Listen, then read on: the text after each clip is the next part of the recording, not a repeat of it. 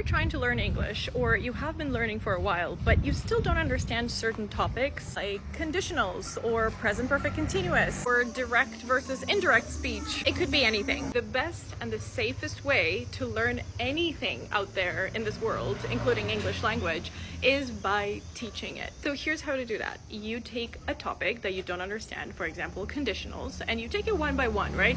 You take conditional 0, 1, 2, 3, one by one. And then you imagine that you have a 10-year-old cousin or brother or something that doesn't really understand them either, and you will try to teach that to them. So the first step, you're gonna be like, oh, I really need to understand this thing really well before I can explain it to anybody in like simpler words. So you're gonna open up Google, you're gonna start looking and trying to read, what does it mean, when do you use it, examples, and you're doing basically your own research. Now, after you've collected and gathered all the information you needed, and you sit down and you imagine the cousins sitting there and you are explaining first conditional to them. You start with, what is a conditional?